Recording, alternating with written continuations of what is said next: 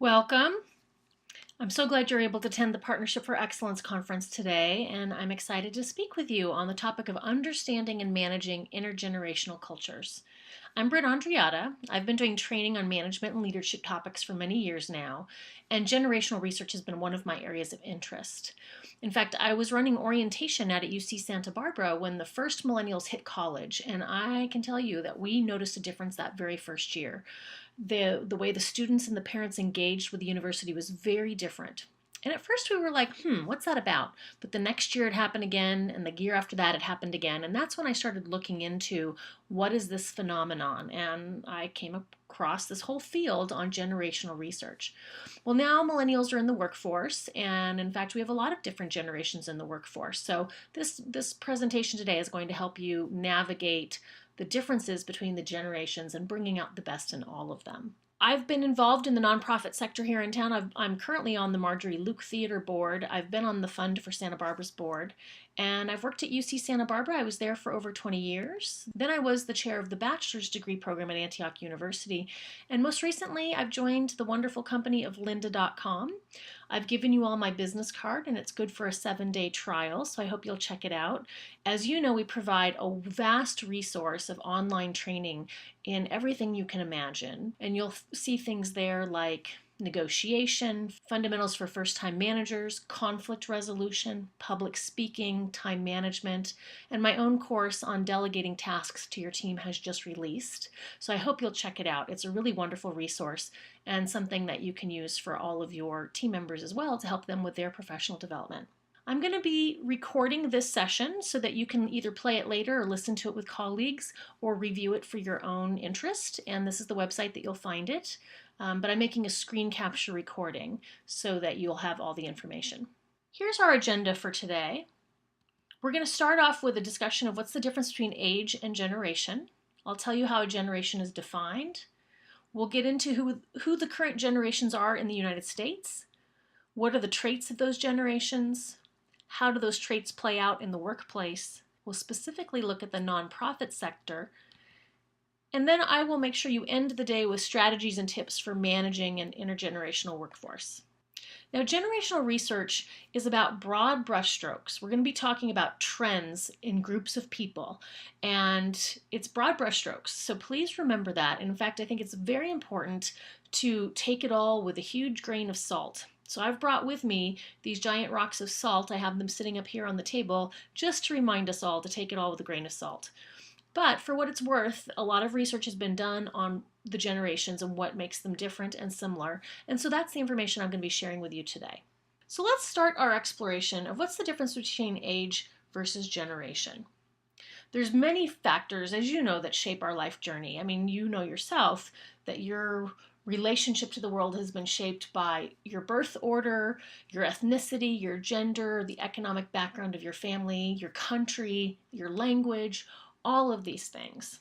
And age and generation are one of those factors. But let's talk about the difference between age and generation.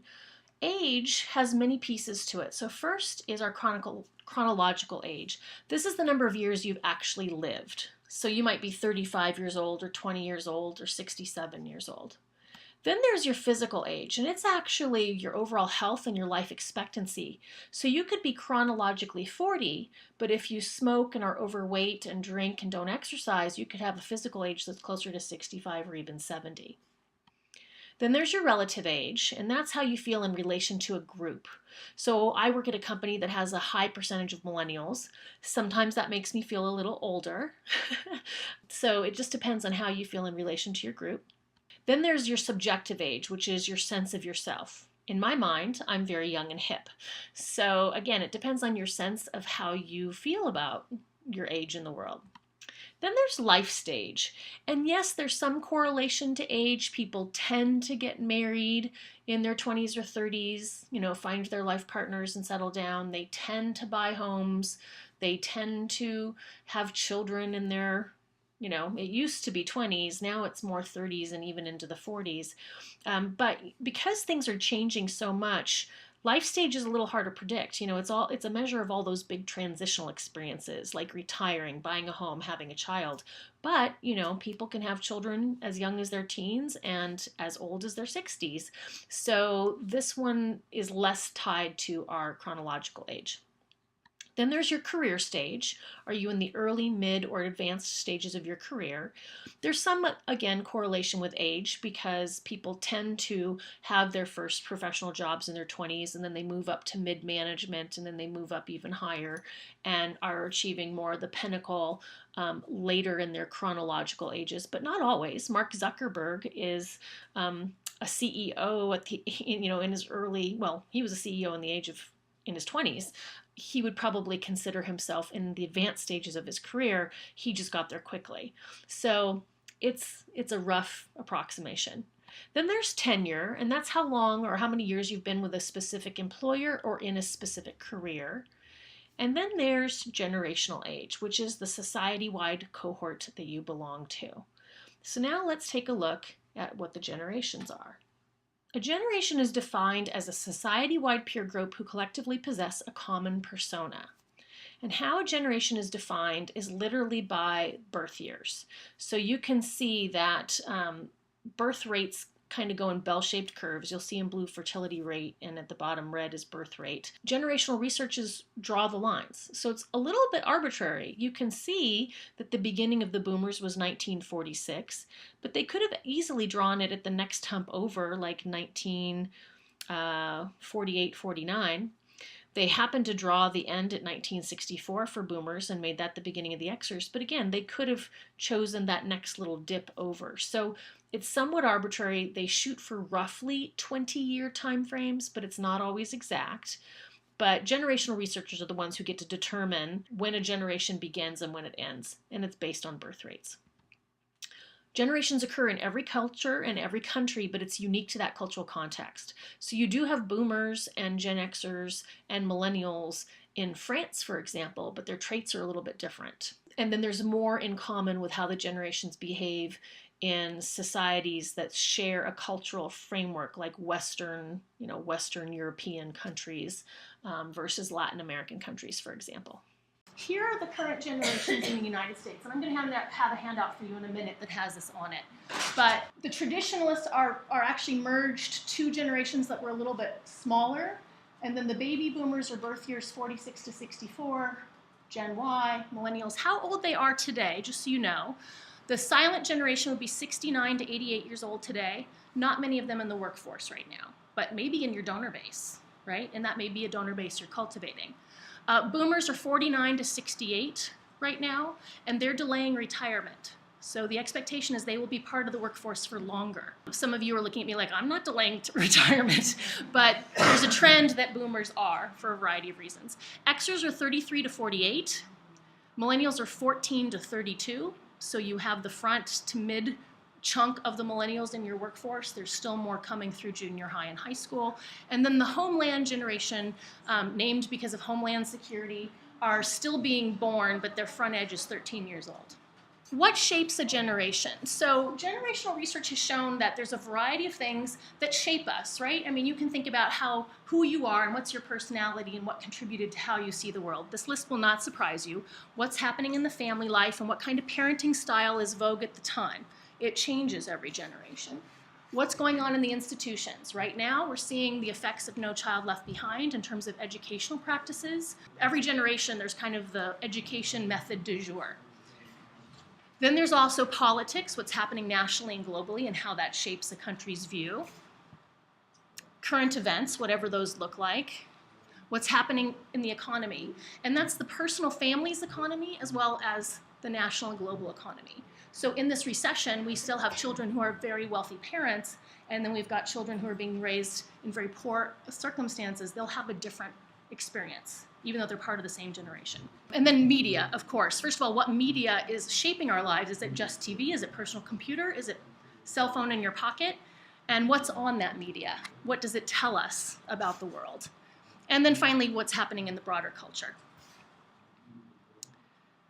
This is the most important part of that, is that the timing of those events is what creates the impact. So psychologists tell us that the most important or most impactful years are the formative years of ages 8 to 13 and the coming of age years of 17 to 23. Developmentally, these are two times when children are forming their sense of themselves in relation to the world.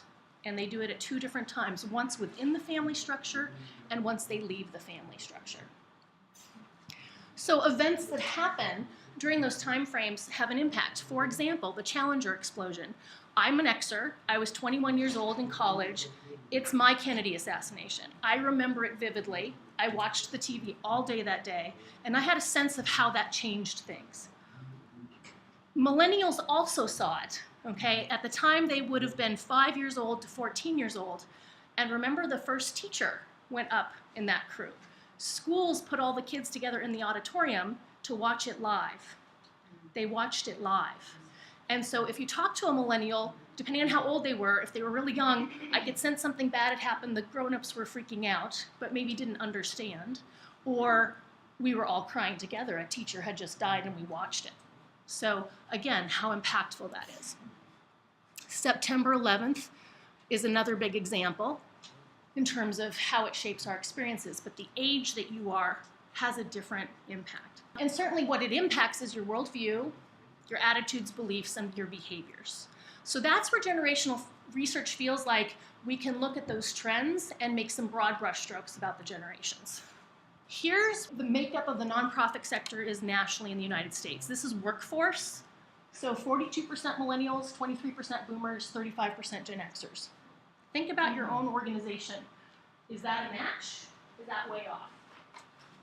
I've got a handout for you to start jotting down some questions, aha moments, and observations. And then here's what looks like managerial positions. This is national corporate data. So again, it may not accurately reflect what you see in nonprofits, but in terms of managerial positions, millennials are holding 28%, boomers 23%, Xers the lion's share at 49%.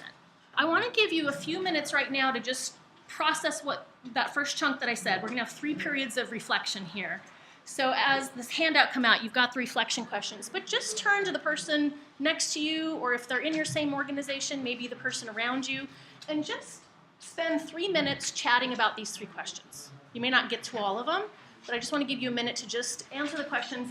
To which generation do the members of your team belong based on birth year and what what the researchers say? Is anybody on the cusp?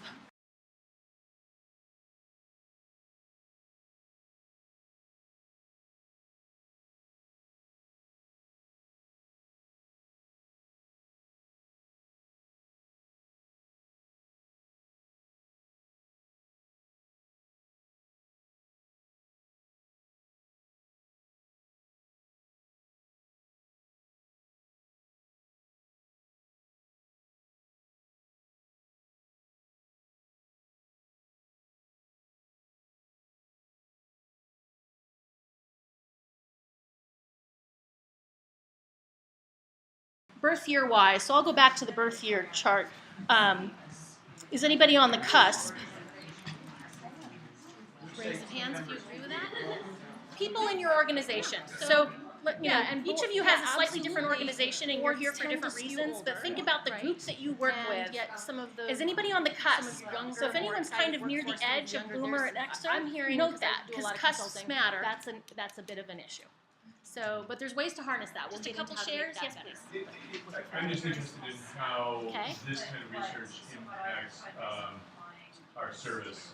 I'm interested in how, which is an ongoing organization, we hope. Right. But how will younger generations start identifying something that needs their support, their involvement, their participation in various ways? Great question. We're about to get into the traits of the generations, and as we do, I think you'll start to see some connections. Ultimately, all of us are channeling this like, I get my world, I don't totally get how they see the world, and yet we have to find ways to find those connections and also relate to those differences. So hopefully you'll walk away with some good nuggets about that.